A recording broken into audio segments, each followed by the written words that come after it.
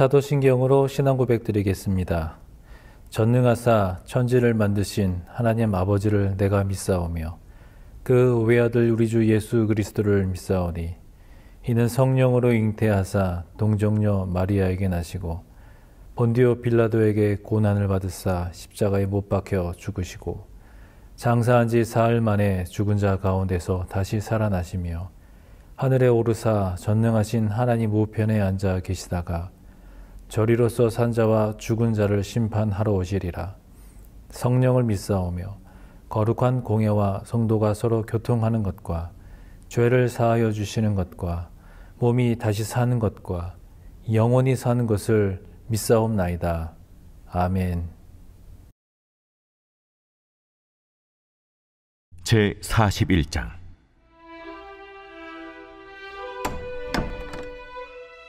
일곱째 달에 왕의 종친 엘리사마의 손자요 느다냐의 아들로서 왕의 장관인 이스마엘이 10사람과 함께 미스바로 가서 아히감의 아들 그다랴에게 이르러 미스바에서 함께 떡을 먹다가 느다냐의 아들 이스마엘과 그와 함께 있던 10사람이 일어나서 바벨론의 왕의 그 땅을 위임했던 사반의 손자 아히감의 아들 그다랴를 칼로 쳐 죽였고 이스마엘이 또 미스바에서 그다랴와 함께 있던 모든 유다 사람과 거기에 있는 갈대아 군사를 죽였더라. 그가 그다랴를 죽인 지 이틀이 되었어도 이를 아는 사람이 없었더라. 그때 사람 80명이 자기들의 수염을 깎고 옷을 찢고 몸에 상처를 내고 손에 소재물과 유향을 가지고 세겜과 실로와 사마리아로부터 와서 여호와의 성전으로 나아가려 한지라. 느다냐의 아들 이스마엘이 그들을 영접하러 미스바에서 나와 울면서 가다가 그들을 만나 아이감의 아들 그다랴에게로 가자. 그들이 성읍 중앙에 이를 때에 느다냐의 아들 이스마엘이 자기와 함께 있던 사람들과 더불어 그들을 죽여 구덩이 가운데에 던지니라. 그 중에 10사람은 이스마엘에게 이르기를, 우리가 밀과 보리와 기름과 꿀을 밭에 감추었으니 우리를 죽이지 말라 하니 그가 그치고 그들을 그의 형제와 마찬가지로 죽이지 아니하였더라. 이스마엘이 그다랴에게 속한 사람들을 죽이고 그 시체를 던진 구덩이는 아사왕이 이스라엘의 바하사왕을 두려워하여 봤던 것이라. 느다냐의 아들 이스마엘이 그가 쳐 죽인 사람들의 시체를 거기에 채우고 미스바에 남아있는 왕의 딸들과 모든 백성 곧 사령관 느부사라단이 아히감의 아들 그다랴에게 위임하였던 바 미스바에 남아있는 모든 백성을 이스마엘이 사로잡되 곧 느다냐의 아들 이스마엘이 그들을 사로잡고 암몬 자손에게로 가려고 떠나니라. 가레야의 아들 요하난과 그와 함께 있는 모든 군 지휘관이 느다냐의 아들 이스마엘이 행한 모든 악을 듣고 모든 사람을 데리고 느다냐의 아들 이스마엘과 싸우러 가다가 기브온 큰 물가에서 그를 만나매 이스마엘과 함께 있던 모든 백성이 가레야의 아들 요하난과 그와 함께 있던 모든 군 지휘관을 보고 기뻐한지라. 이에 미스바에서 이스마엘이 사로잡은 그 모든 백성이 돌이켜 가레야의 아들 요하난에게로 돌아가니 느다냐의 아들 이스마엘이 8사람과 함께 요하난을 피하여 암몬 자손에게로 가니라. 가레야의 아들 요하난과 그와 함께 있던 모든 군 지휘관이 느다냐의 아들 이스마엘이 아히감의 아들 그다랴를 죽이고 미스바에서 잡아간 모든 남은 백성 곧 군사와 여자와 유아와 내시를 기브온에서 빼앗아 가지고 돌아와서 애굽으로 가려고 떠나 베들레헴 근처에 있는 게롯 기맘에 머물렀으니 이는 느다냐의 아들 이스마엘이 바벨론의 왕이 그 땅을 위임한 아히감의 아들 그다랴를 죽였으므로 그들이 갈대아 사람을 두려워함이었더라.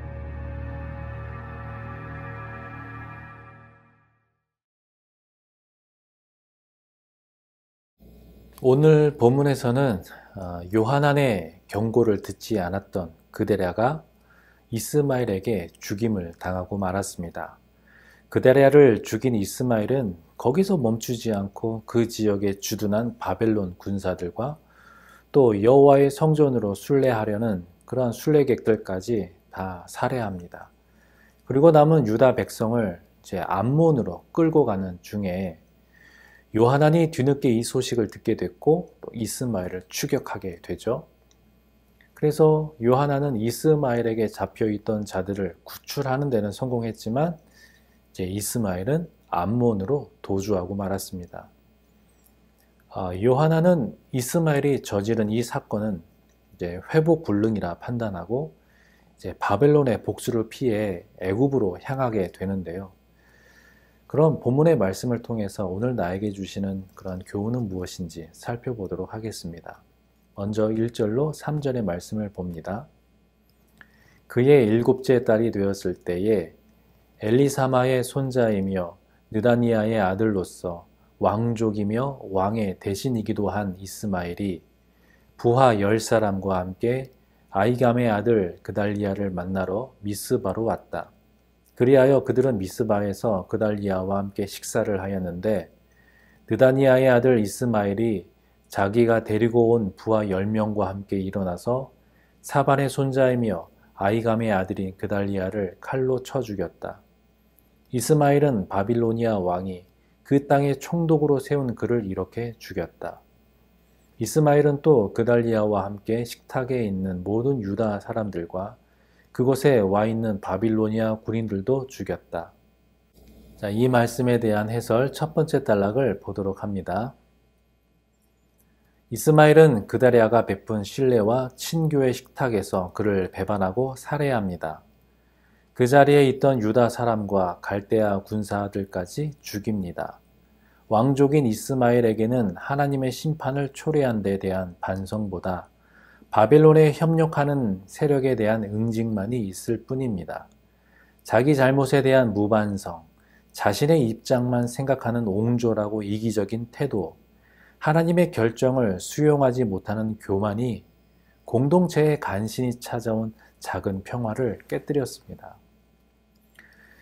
그다랴는 그가 이제 유다 총독이 된 지 2달 만에 이스마엘에 의해서 그 식탁의 자리에서 암살당합니다.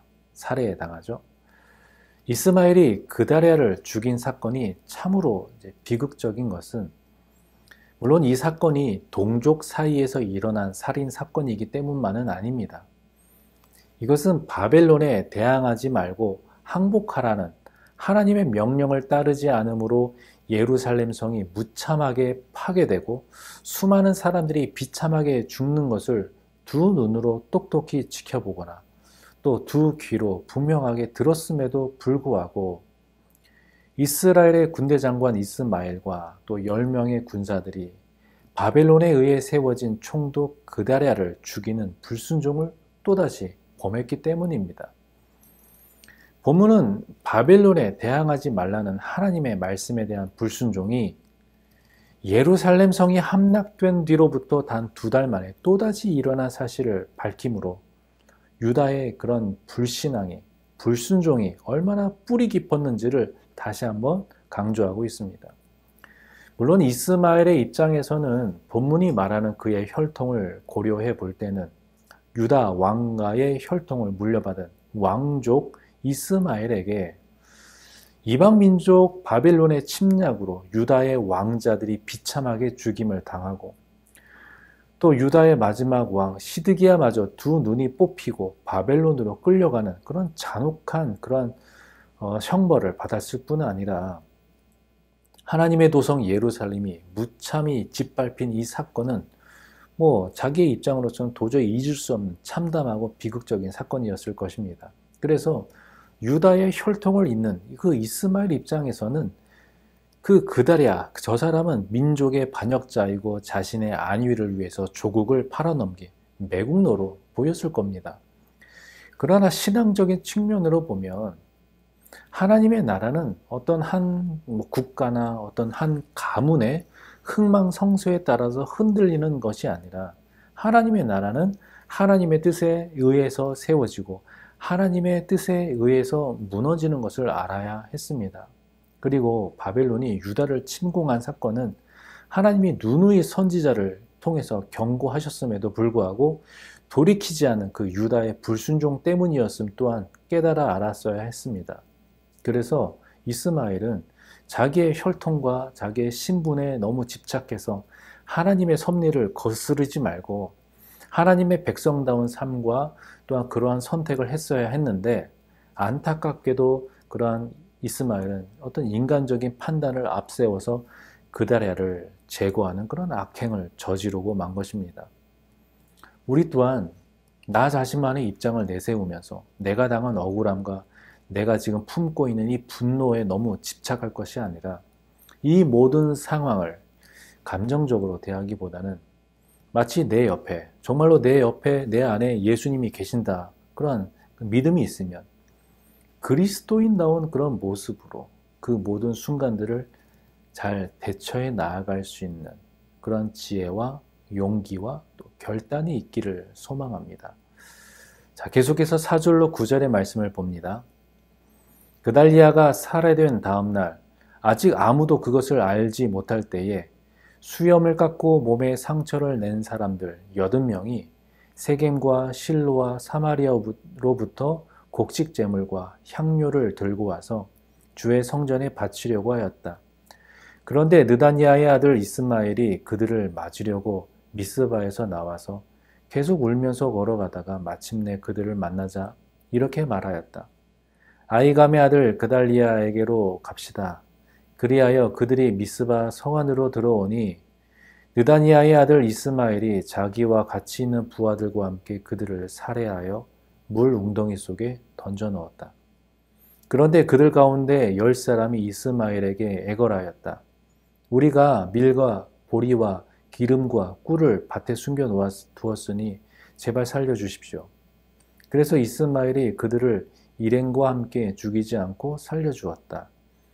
이스마엘이 사람들을 쳐 죽이고서 그 시체를 모두 던져 넣은 물웅덩이는 아사왕이 이스라엘 왕 바하사를 저지하려고 파놓은 물웅덩이인데 느다니아의 아들 이스마엘이 그곳을 송장으로 가득 채웠다. 이 말씀에 대한 해설 두 번째 단락을 보도록 하겠습니다. 북왕국의 주요 도시인 세겜과 실로와 사마리아에서 온 80명이 예루살렘을 향해 가고 있습니다. 이들은 동족의 비극을 애도하기 위해 찾아온 순례객입니다. 이스마엘은 그들을 속이고 유인하여 식량 제공을 약속한 10명을 제외하고 모두 죽입니다. 그런 다음 마치 남왕국의 왕으로서 북왕국을 무찌른 듯이 유다왕 아사가 이스라엘 왕 바하사에게 대항하기 위해 판 구덩이에 시체를 던집니다. 왜곡된 남왕국 중심주의와 북왕국을 향한 그릇된 적개심이 잔인한 학살을 낳았습니다. 차가운 흑백 논리는 형제 자매와 이웃을 적으로 돌립니다. 이 이스마엘 일당이 그다랴를 살해한 일이 얼마나 철저히 비밀리에 행해졌는지 이 사태가 이틀 동안이나 알려지지 않았습니다. 이것은 이스마엘의 계략이 정말 치밀하게 계획되었음을 알려주고 있는 것이죠.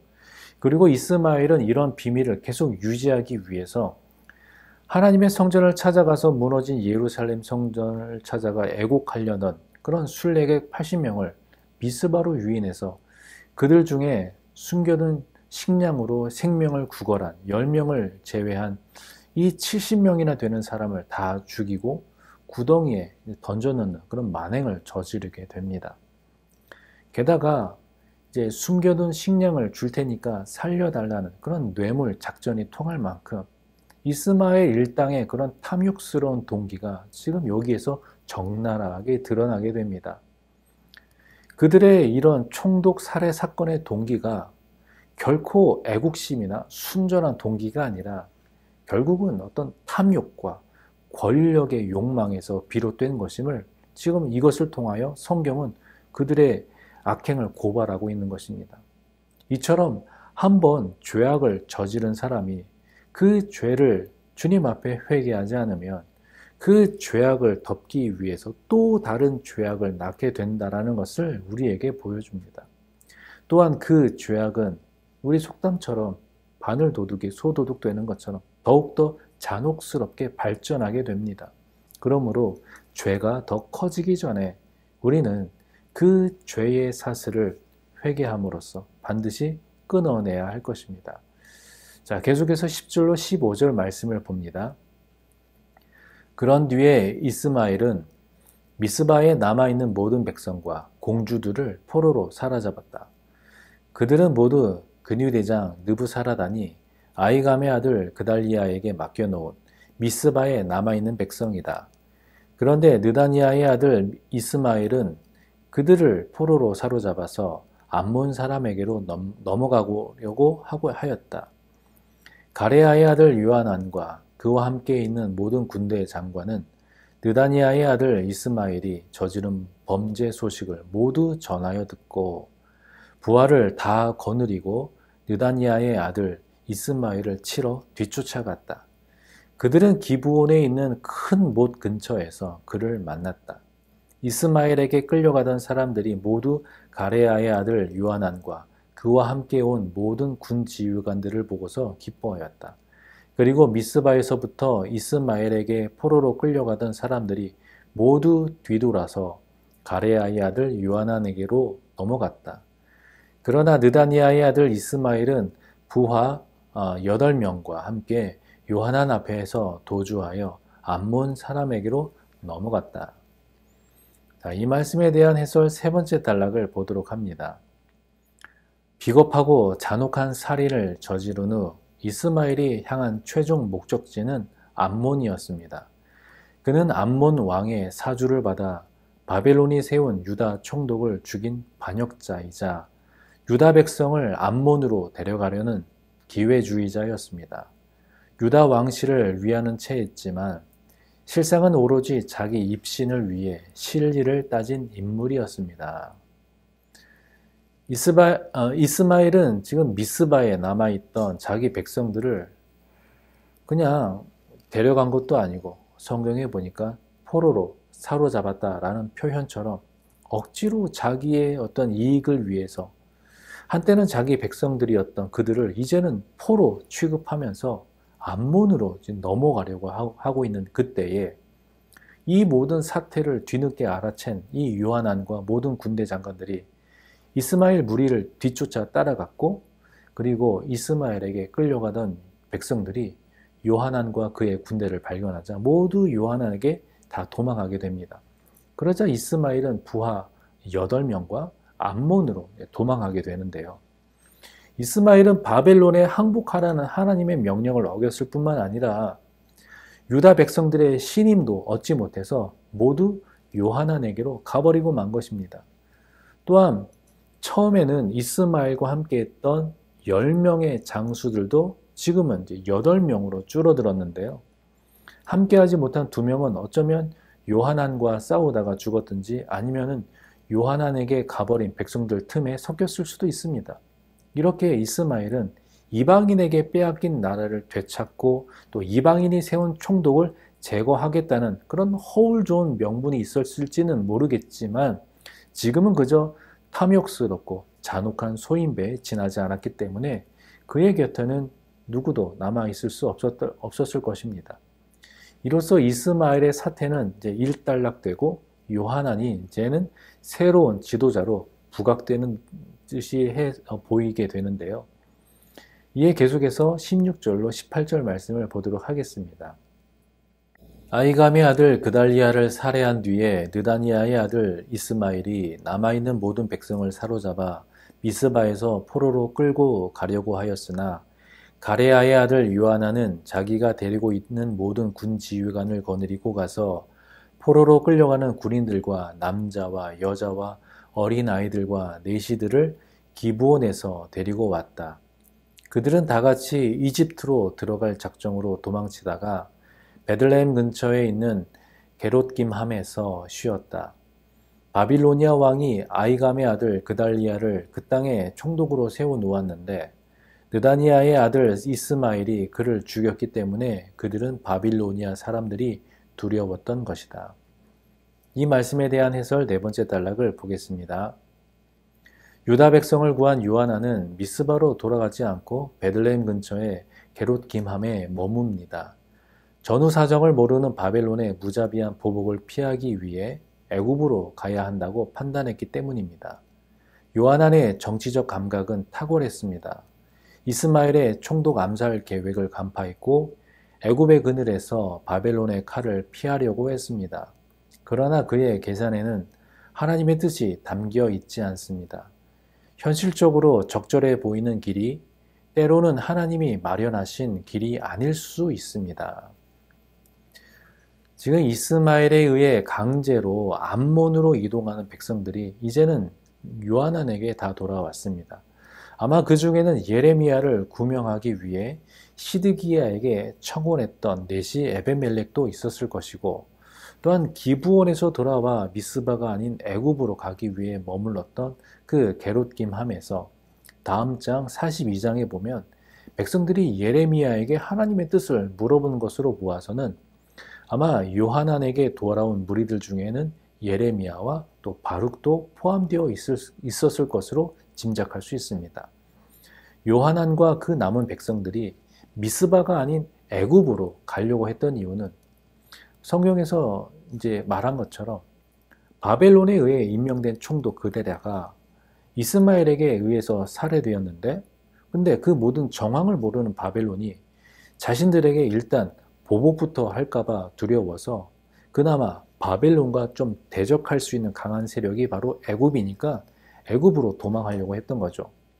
이런 요하난의 결정은 하나님을 의지하기보다는 하나님을 경외하기보다는 바벨론을 더 두려워했기 때문에 정치적인 어떤 현실을 감안하여 내린 그런 현실적인 판단일 뿐이죠. 어쩌면 우리도 마찬가지입니다. 우리의 현실 또한 악인이 득세하고 의인이 어려움을 겪는 이해하지 못하는 상황이 많이 연출됩니다. 믿는 사람이 복을 받고 악한 사람이 재앙을 당해야 하는데 오히려 이런 반대의 상황을 두고 이거 어떻게 이해를 해야 하는지 난감할 때가 한두 번이 아닙니다.